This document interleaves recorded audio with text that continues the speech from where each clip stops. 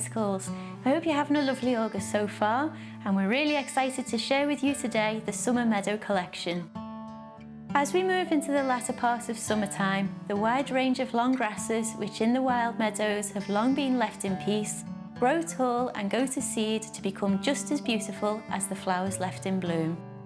And as they drift from side to side in the warm currents of air, they part to reveal bold splashes of bright primary colours from the natural scatterings of wildflowers, which almost negotiate between themselves for growing space to provide a perfectly balanced ecology and stunning distribution of colours. In today's video, we'll be sharing with you how to construct the Summer Meadow large letterbox flowers. Our vase today is already prepared with both the water and the flower feed. However, if you would like to learn how to prepare your water vessel, you can find the link to our flower care video in the description box below. So first we'll start by constructing the grid using the different varieties of grass stems.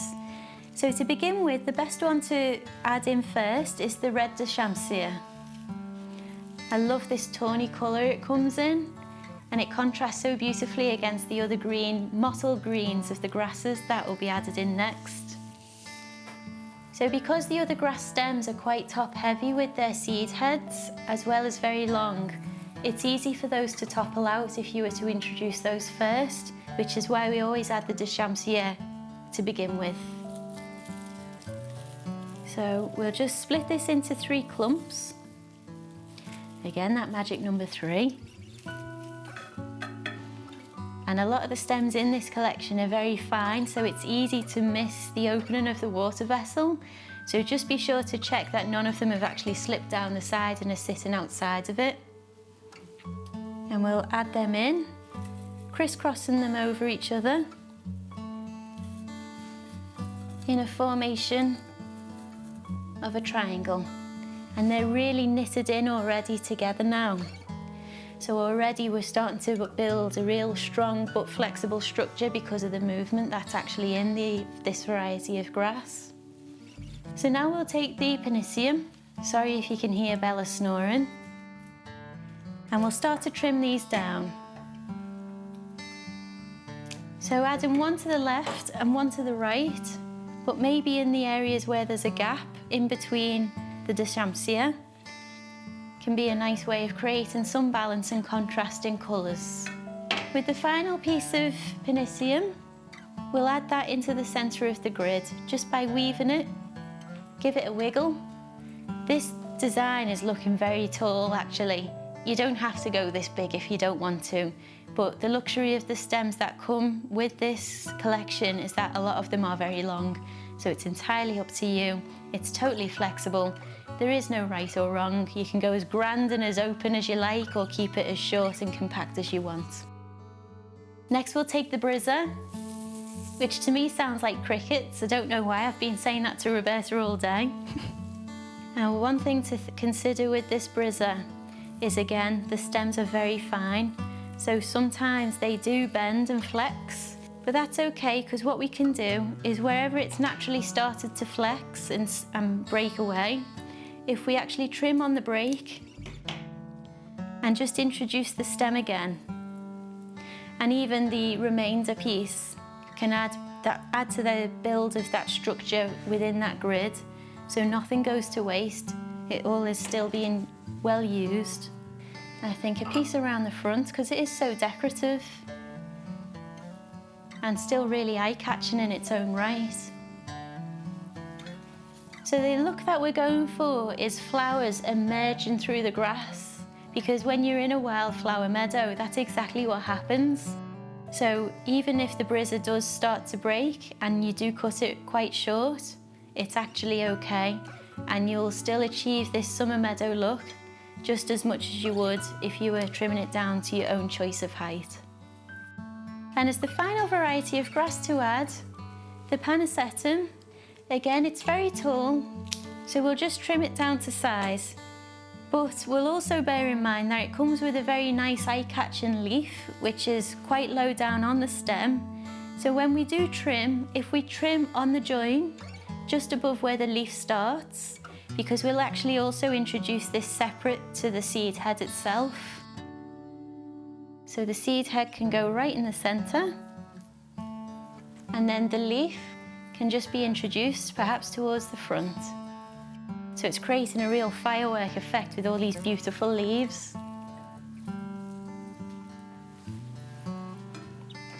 So now that we have one piece at the very front and quite low down, with a piece which is at slightly higher position and in the center, to create that general balance, we'll add this longer one without trimming too much away at the very back.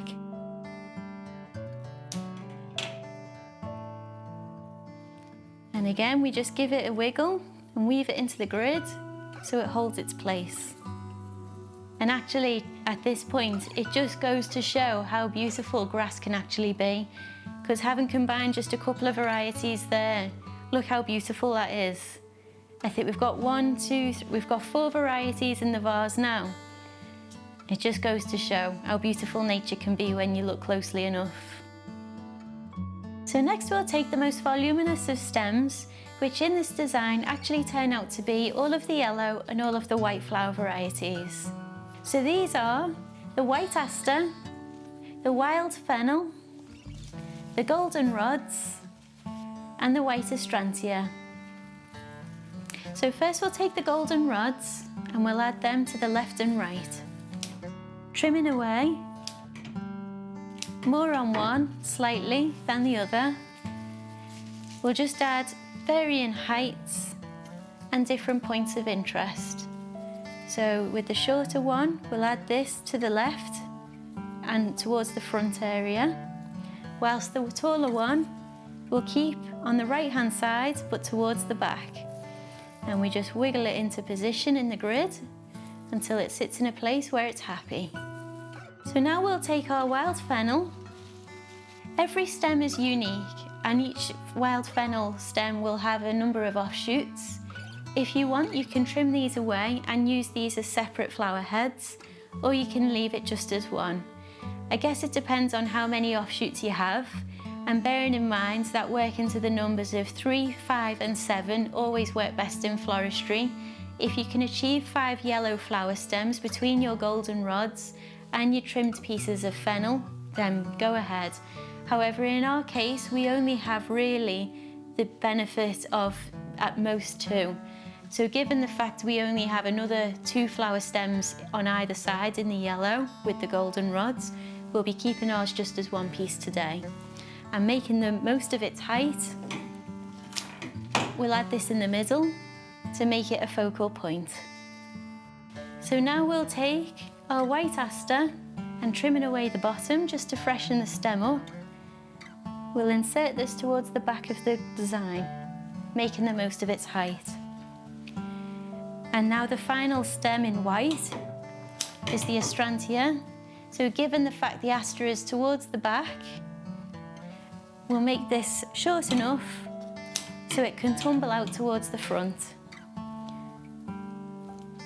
So the next stage is to arrange the candle-shaped stems, which are the Maroon Antirrhinum, which actually is in this beautiful claret red colour, the Purple Larkspurs, and the Blue Delphinium.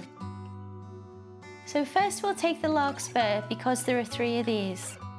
So we'll add this one off to one side, and then we'll weave the other one in between the yellows on the opposite side. So as you can see, some of the offshoots from the Larkspur, which are quite low down and will need to be taken away because they would fall underneath the water level, they are still a flower in their own right. So again, we try not to waste anything. So if we just trim it away, keep that to one side, when it comes to the end, we could use it as a finishing touch to dress the opening of the vase. I think we've managed to get 3 offshoots there to keep to one side, so that's good. And now we'll just add this in, making sure the fennel still has its own space to shine. So now we'll take our Blue Delphinium, and some of the leaves are so attractive on some of these flowers. So again, if we just keep those to one side, you might not necessarily use them. So we'll add our delphinium in between two of the larkspurs on one side. And even though this does look a little bit uneven at the moment, it'll make a lot more sense as we build it out. Then we'll take our anthurium and we'll weave this in between the yellows and purples on the opposite side to mirror where the delphinium is. So now we'll take our blue Nigella and we'll start to create a triangle formation of blues, bearing in mind we already have the delphinium to work with on the opposite side. We'll now add in our Nigella towards the front on the right-hand side. So adding the final splash of blue, and to complete our triangle, we'll take our cornflower and we'll add this so it's in the mirror position to the Nigella, somewhere between the two pieces of yellow. So next we'll take our rose stems, going from a very strong fuchsia pink in the garden style rose to a corally peach with a fuchsia pink centre in the spray rose to a very delicate powder pink in the traditional style rose. So we'll start by taking our fuchsia pink ones, and again we'll look to build out a triangle by using these two against the anthurium, which is in a similar shade. So given the anthurium is already leaning off to one side, I now think that it would be perfect to add one of these garden roses low down and as a focal point at the bottom of the vase here, and then use this one to mirror where the anthurium is by allowing this rose to lean off in the opposite direction. So we'll just start to trim this down and we'll just gradually wiggle that into position. Again, it doesn't have to sit at the very bottom of the vase, as we always say. And now we'll just add in the final fuchsia pink rose to complete the triangle.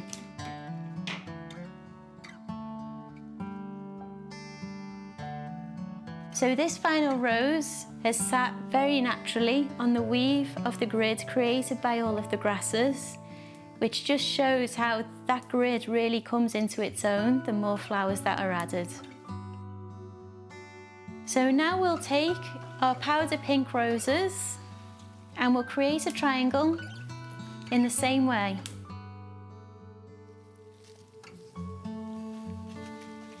So making sure there is an even distribution of space between all of your fuchsia pink and powder pink colour flashes will allow you to achieve that irregular balance. So I think just weaving this in to sit somewhere at the back. Look how that stem is holding its own in the grid. You can push it down further if you want to. So the final rose to add is the peach one. And I think actually, because now there's a lot happening at the very front and sort of almost on a horizontal angle on this side, using the peach rose to mirror that, which is happening with the powder pink rose on the opposite side, will work really well. Now also what started to happen here is the wild fennel has gone very wild and has almost started to take over some of the other flowering varieties. So what we'll do is we'll just allow that to sit where it's shown us it's comfortable, but we'll take away this grass stem because it's a very thin stem and easy to lift out without just causing too much disruption. And we'll just reposition this towards the back where there's currently a void so that everything is used to its best. And I think, although we are going for a wild style, practically speaking, this offshoot of fennel here is sitting very low and very far out. So we might just trim this away. And still keeping the two flower heads coupled, we'll just reinsert it into the grid, but in a way that proportionately to the rest of the design sits a lot better. So now that we've taken a step back, now that the majority of the flower stems are in place, there's a lot to be said for actually really taking full advantage of this beautiful tawny coloured grass and perhaps lifting out where possible some of the stems at the back of the grid, providing there's not too much resistance as you try to pull them out, because if there is resistance it means that other flowers are relying on them. And now we'll just insert a few individual pieces of this grass in between the yellow, just to break that up slightly and create that even distribution, which is so synonymous with the style of a natural meadow.